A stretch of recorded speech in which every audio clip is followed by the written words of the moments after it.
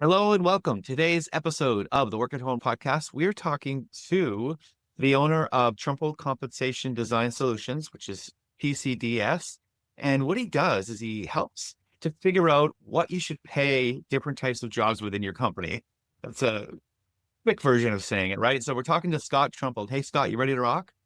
Absolutely. So tell me a story of success in your business or even your personal life that we can be inspired by. Well, one of those big stories of success came fairly early. When I started my business over a dozen years ago as an independent consultant, I thought I'd have to work my way up, maybe do some small projects, maybe not so interesting, just be an extra helping hand out there. Mm, But what I found is within a relatively short period of time, I got an opportunity to develop a full pay structure and, most importantly, a career architecture system, which is basically how do you classify different jobs in the marketplace for career development purposes. So I was able to link those two pieces together, which is really what we call a total reward solution, where you're linking pay to career development. So, for example, today, you're a senior level accountant. Where do you go from there? Well, there are higher levels of accountant than senior. You might become a specialist. You might become an expert as an individual contributor, or you may go over to become a people leader and move up the ladder that way. So the whole idea was this was a total reward solution that I got to implement early on. So I did that in the United States. The reason it's such a happy story for me is because then they wanted me to go over to China, to their office there, fly the Dreamliner first class, which was quite a thrill back in those days, the 787, and get there. And it was fantastic because although there are obviously cultural differences and different approaches, it was the same company. And those individuals wanted to have career development linked to their market pay. So it was just a matter of really being a good listener and to get that area of the world implemented with some modifications. And what this whole process taught me was that the keys to being a successful consultant, at least in my area of expertise, was really going to be about your ideas being able to travel, to mm, be able to work in a lot of different fields. And the fact that early on I was able to get this project, which I love doing, and incidentally, ultimately, that project also had an impact from employee opinion surveys about their levels of engagement as it related to compensation. And that is the best feeling a consultant have. It's one thing to finish a project and get paid for it, and that's all well and good. But if you can actually move the needle on employee engagement, because employee engagement is linked to business success. mhm. And so that was a very happy story for me to take away. Again, those two different pieces of ideas that can travel and the fact that employee engagement was impacted, because that's what I wanted to do as a consultant. Yeah. So now I understand that you had started in the corporate world and then you Well, kind of branched out onto your own. So what was that transition like for you? that actually was the kind of story that is not as positive near the very end, but it Mm, triggered something better for myself. For the most part, I enjoyed my corporate career. And the best thing that it ever did for me was give me exposure to so many different types of experiences and mentors who knew more than I did. Learning how to become a better listener. That's the most important skill you need, I think, as a consultant. But with all the good things that were happening in corporate, I found that as I climbed the ladder, I was spending more and more time away from the things that I really wanted to do, such as design projects, more and more paperwork, more and more managing of other people, which while I enjoyed mentoring, there are various tasks and things that take you away from the things that you love. So ultimately, what I did was I took one more corporate job at the parent company, but it was over in Germany. And I did that for about a year. And I thought that this role would be more rewarding because it would be back to being an individual contributor in what they call the center of excellence. So I would be like an expert advisor. But what I found when I went over there was that it was even more bureaucratic.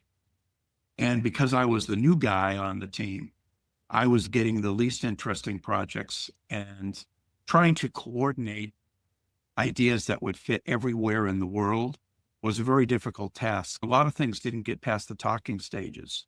But what I'm trying to say is that while that was a negative experience in the sense that I wasn't getting what I wanted out of work anymore, I just reached a level where I just keep moving up the ladder and up the ladder. And that's all well and good. You get paid more usually. Maybe you have more status. But if you're an individual that really thrives on seeing something come alive, that was a triggering point for me to say, in a nice way, in a few words, that I'm done with corporate. I want to strike out on my own. I believe that I've learned enough in 18 years. I had the right mentors, and my path is different than other people's.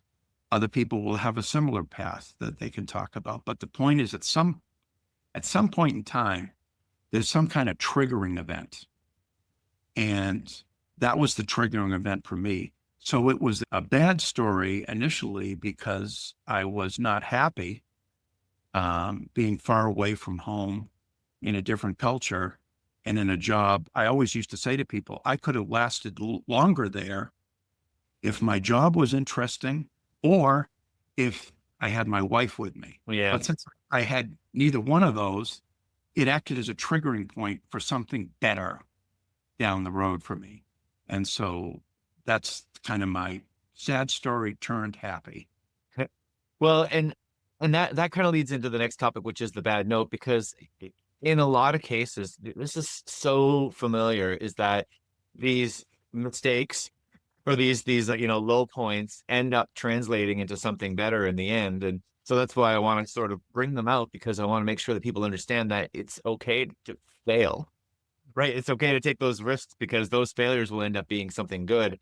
And so I'm wondering, like, is there something since you've been on your business journey that didn't go as planned that you recovered from?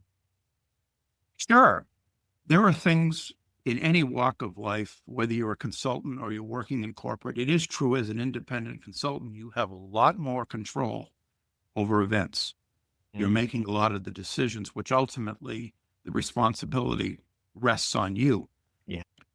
You need to make the decisions, but there are things that can be frustrating that are not within your control. For example, to give something specific, I had a project where I was working down in the Caribbean. Again, a lot of my projects are global. They're not all in the US.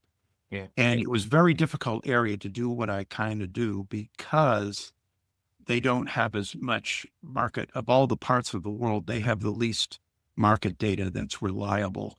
And a lot of what I do requires market data that I can grab onto. So I built a structure down there, and I really had to come up with some alternatives based on limited market data.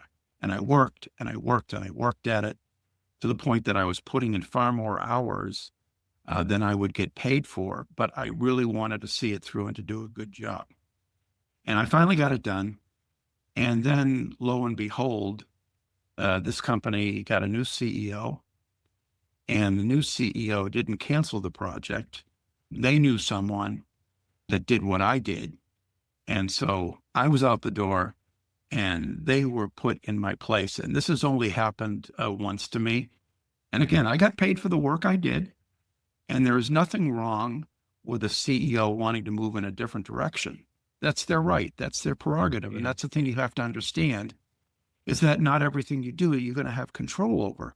However, it was after putting in so much work and getting some good positive review, it just was ultimately scrapped and I was back to square one, feeling a little bit empty. Yeah. That's a terrible feeling. It's that they found someone better in their Yeah. minds, right? And it's even worse when you actually put in some free work on it. Add insult to injury, right? At least. But those are the breaks. I mean, there are things that happen in people's corporate world every day. The big difference to me about being an independent consultant is the control that you have over your destiny, good or bad. things are going to happen. I've had simpler things happen where I've worked with a client for a number of years. And again, there's a change of management. They keep me on for a little while and then they decide, and how it's done is really important. You know, if you get a letter in the mail, I mean, you have contacts, you have relationships with these people. I've been Wow. working for 5 years. Don't send me a letter. Just tell me I'm a big boy. I can handle it. But sometimes those situations work out for the better. I had a client which I did a project for, and then there was no more budget for me to do anything else for them. A year later, there were some changes and they needed me back. So it works both ways. Yeah, yeah, yeah. And that's true too. I mean, sometimes you'll get, I know that I've been like pushed out, in my business as well, and then Mhm. brought back later when they realized that, oh, Yeah, okay, so this person actually did know what they were talking about. Because I mean, let's face it, in today's world, we're all very much more connected than we were, 20, 30 years ago through social absolutely. media. It's easier to market yourself now, Yeah. but it's harder to distinguish between the people that are just talking and the people that actually know what they're doing, right? And so Mhm. you can end up in situations where you're making some poor choices for some bad hires because someone will tell you what you want to hear, but they can't necessarily follow up on the promises that they've made, right? Exactly. And I'll admit, in that last situation I was talking about, the director kind of sheepishly reached out to me because I had been so abruptly and I was a little annoyed and everything like that. But you just got to get over it. You got to be a professional and you got to say, hey, this is a new opportunity. Let's move forward. But you can't help it as a human being. It's like, geez, you dismissed me, and now a month or two later, there's been a few changes and you want me back. Okay. But if you'd handled it a little differently the first time, but I mean, anyways, everything got resolved. I moved Yeah. forward. Done. Well, I know for me, like after having some of those experiences, that's how I look at them now from the outset. Like, so if I am getting pushed out or going in a different direction, I sort of tell myself they'll be back. Mhm. And I find it really does help. Helps with my mindset. It helps, Yeah. when they do end coming back, like you say, sheepishly, then you can just go like, hey, yeah, hey, nice to see you again. It's Yeah. more of a happy comeback to me, right? Yeah. You gotta toughen your hide a little bit. And I mean that not to you, but to all of us, Yeah. um, that it is a business and they do what they feel is right, at any given moment. And you're a small cog in the wheel. You're just a little piece here.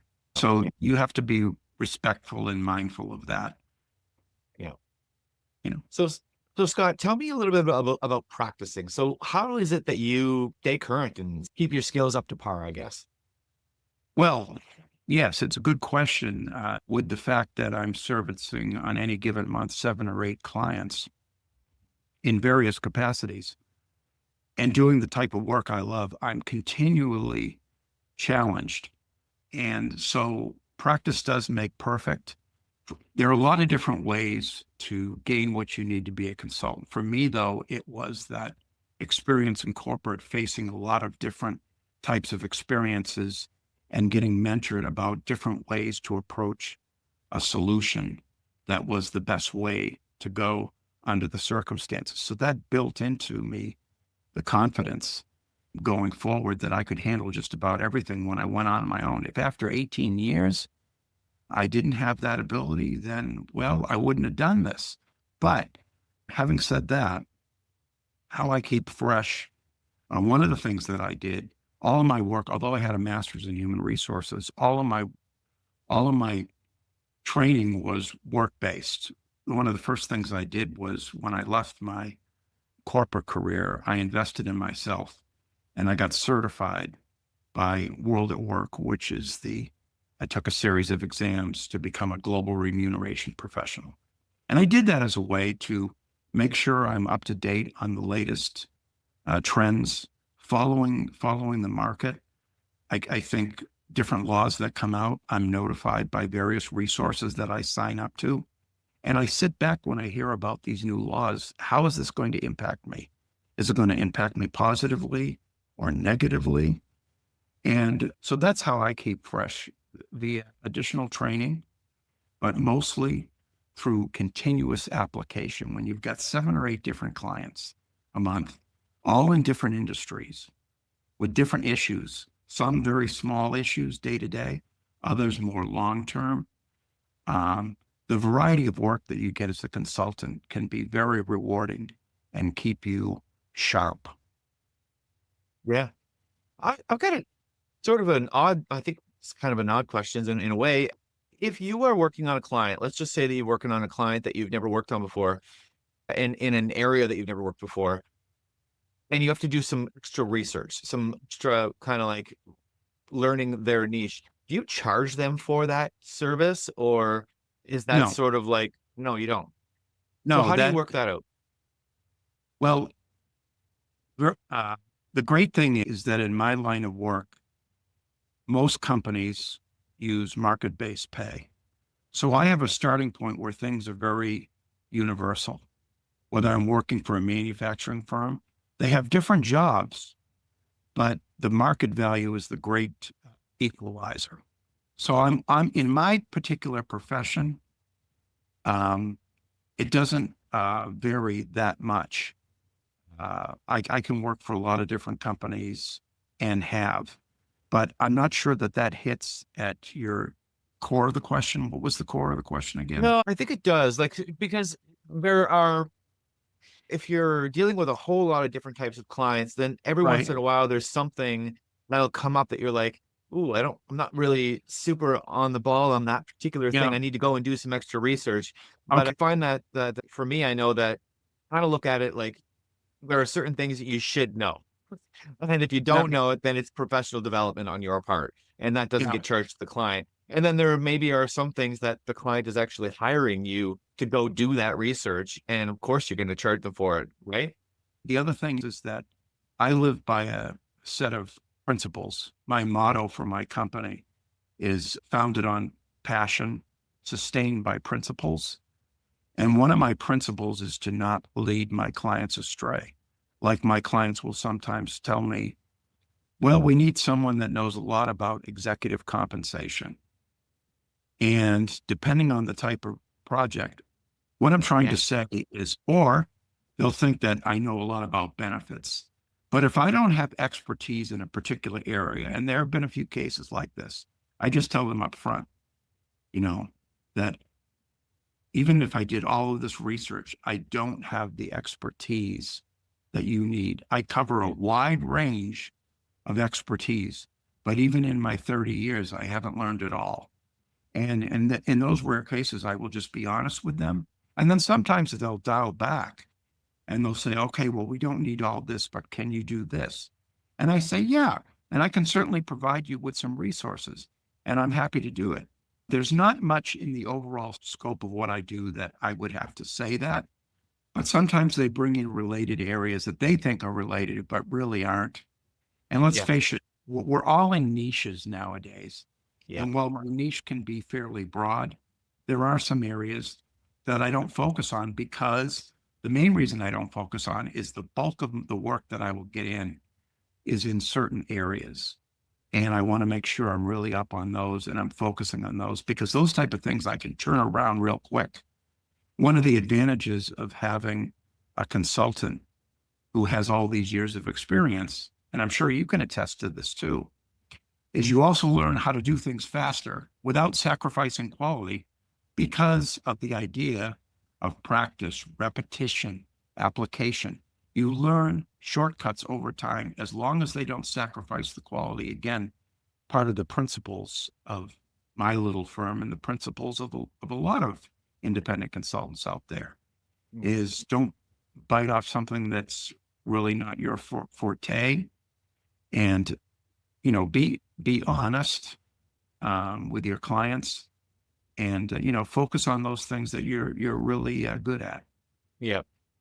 I think that is really applicable to most people, that they'll get into a situation where a client will start to ask them questions about something maybe they're kind of getting out of scope, right? On what they Um, want. And there's nothing wrong with that. I mean, if a client is looking for this large solution with a bunch of things in it, and you only do a portion of that, telling them that you can do the rest of it because you think you might lose the job is going Mhm. to end up being more of a heartache for you, really, because now you're going Yeah. to be the one trying to figure all this stuff out and your margin is going to be totally lost.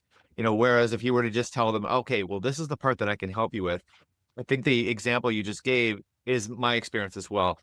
Most cases, if not all, they kind of go back and go, okay, no problem. Yeah. And they come back and say, this is what I need, rather than what you might have feared, but they would be like, okay, well, forget it. I'll find someone else that could do everything. Because like you said, it's very rare that they're going to find a person that can be awesome at everything that they need.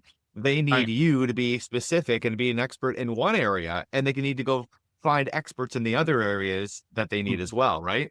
Or there are situations where I have a very strong theoretical knowledge of something, but I haven't applied it, or I have applied that knowledge to a client, but it's not in the specific industry. Sometimes I can talk till I'm blue in the face, in a nice way, to a client that, look, I know you're in the healthcare industry, and the project that I did was for a different industry, but there are ways to transfer most of this and then make it work for your business culture. But they might say, well, you have to have done this for exactly our kind of company. And so again, you just be honest and you be transparent. But what we're talking about here, these are good things to talk about because these are some of the little roadblocks that you occur along the way. But Yeah. the vast majority of the time, every client I work with is a little bit different in terms of their needs. So again, having all that experience, it allows for a broad range of solutions. And you just need to listen. You need to listen to what's important to their company. I literally have companies that sometimes say to me, I know that the market says this, and I agree with you, but we value that job more within our organization, or we value that job less in our organization. So coming up with a solution, the knowing, and so the things like uh, learning about the business mission and the corporate culture and all of those things, that's out of my own pocket because I'm going to get paid when I do a really good job. And that's not exactly what they're hiring for. That's on me. That's how I look at it. Yeah, I agree with that too. So let's talk a little bit about the cash flow of it all. Like, how do you? Because I think this. Hey, I didn't learn how to balance a balance sheet when I was in school. I don't know why we don't learn these Mhm. things, but when you become a business owner, all of a sudden cash flow becomes a very, very important thing. So how do you make sure that you're keeping on the positive end of that? Yeah. How I look at it is I size up a client when I first, and this will lead directly to an answer to your question. Mhm. Cash flow to me is about repeat, sustained business. I know some competitors of mine, individual contributors, they may or may not be doing exactly what I do. And what they focus on is getting that one big client that's going to sustain them with cash flow for a long period. That's not my business plan. That's not my business model. My model is to go after companies that will have the potential for a lot of repeat business over time. So what happens is that again, being a good listener, I do the initial project for the client, but when I do the initial project, I'm also thinking, what else do they need to be to support? And I discuss it with them during the course of that project at the right time. Everything has its time and its place, Yeah. you know. But and what I found is that some clients, again, in my particular expertise, they don't have it in-house. So it may be that I do the project for them, and then I'm the one that does the maintenance for them. So what I'm talking about here is that you really need to size up a client in terms of, is this a one-shot deal? Because I literally factor it into my pricing. If I see that a client has a lot of potential to have a lot of repeat business, and I've had some clients that lasted multiple years with me, not all of them, but some of them, I will provide lower pricing because I like steady, Eddie pay coming in on a monthly basis. So it's not all on a per project basis. Some of it is retainer. Some of it is just, hey, can you give me 20 hours a month to support this? And what happens is while I'm searching for new clients, and I may not get new clients right away for one reason or another, I've got these steady eddies, 7 or 8. So I've got different financial resources coming in of all different sizes. Some it only may be $1,000 a month, but another one might be $4,000 a month. You add it all up, and that's where you get your cash flow. So the best way that I can answer the question about keeping the cash flow going is, they say when you go in for a job interview to learn about the company. Well, when you're investigating a client, I'm not saying don't take the job because it's only a one-shot deal, and they're very clear about that. Look, we don't have any budget for anything long-term.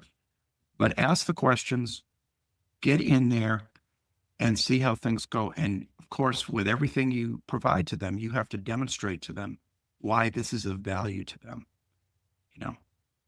And That's so, great.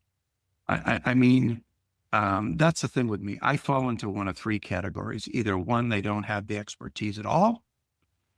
2, they have some expertise in-house, but they're too busy doing all the paperwork that I was trying to get away from to become an independent consultant. Or sometimes they have the expertise and, they got the skill, but they don't have enough of it in-house. Sometimes they just need an extra hand. So, you're fitting into these companies have different resources, and, everybody's trying to get away with as few employees as possible. I hear as a consultant is, aren't you worried about the future, making sure money's coming in? You don't have that check coming in every week from that one employer. And my feeling has always been, that's putting all your eggs in one basket. At any moment in time, I've never been subject to that, amazingly, but they can cut you off. Maybe you get a severance or something like that. But at least with me, I lose clients from time to time through no fault of my own. I lose them and my money goes down, but I have my steady eddies. And then maybe I add a client or 2 within a couple of months and I'm right back to where I was. So have a little faith in yourself and just keep pushing yourself forward in terms of adversity. But I would rather have 7 or 8 streams of revenue coming in than 1. Most people don't believe that anymore, but they still think, well, I know I'm going to get paid twice a month on this day for this amount while I got this job. Yeah, they call it a steady paycheck. Yeah. Yeah. I've said that same exact thing, and I have been laid off twice. That's the reason why I feel the same way as you do. I'd rather not have just one client. I'd rather have multiple, and then I've got them to fall back on. Thanks so much, Scott. Yeah. And for those people out there that may be watching or listening, think about it. A lot of these independent consultants, I've done 12 years, some have done 20 years or 25 years before it was even becoming the thing to do. They're doing it on their own. So there's nothing unique here. It's just transparency, understanding that there's so many people out there with so much knowledge that they've built up.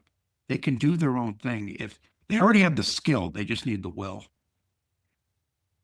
So tell me what's exciting in your business. What's exciting in my business is always the next client. There's 2 things that make me most excited.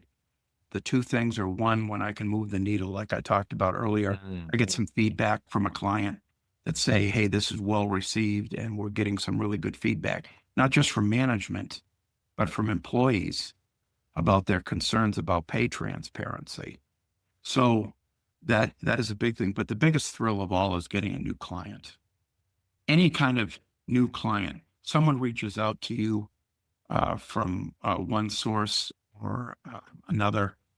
And a lot of my business is word of mouth, and people that have worked for me before who know of me or moved on to another location. And the other thing is that even if you were referred by someone you already knew, once you're working for that client, they become a referral for you in the future. So it's a self-perpetuating cycle. So the thing that gets me most excited is landing some new clients. If I can get a few new clients a year, that's wonderful. That's really what makes me excited to push forward, to move forward, to keep me engaged, because I got to be engaged first before I try and develop some project that will help engage others. And it's so cool to even hear this passion and excitement, coming from you, because that's really when you think about it, if you're hiring somebody to do a job for you or hiring a consultant, wouldn't it be great if you got someone like you, super excited to have you as a client and to be working for you, and loves what they do? I mean, that's what this is all about, isn't it? Absolutely. If you got to listen to your gut too. I think it's very important to understand it, is that, do you have the passion to do this?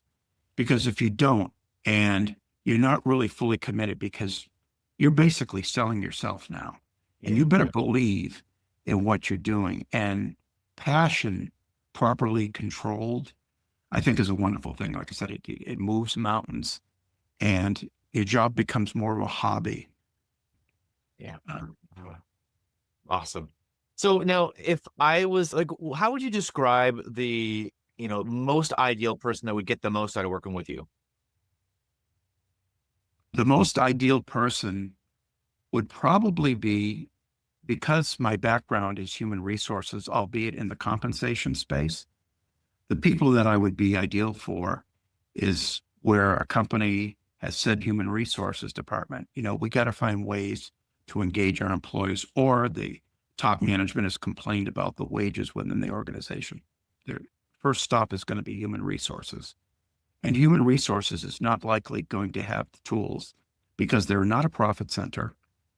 They support the business, but they're not a profit center. So getting money for human resources for projects like I do is difficult. But they reach out to me because I have very low overhead. And so that's where I come in. I'm the conduit. They're not going to have to spend hundreds of thousands of dollars to develop a system to do what they want to do. And they probably don't have it on staff.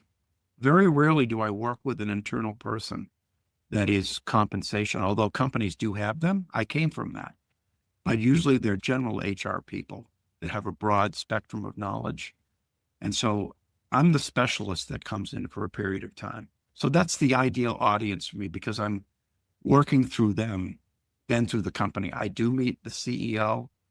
Oftentimes I do work with the business units, but still the closest connection is human resources. They're going to hear the bad news from the business about the morale of employees, or not knowing the market value of the jobs they're paying, and want to make sure they have adequate cost controls. So then HR needs to turn around and find someone that's reasonably priced that can help them out.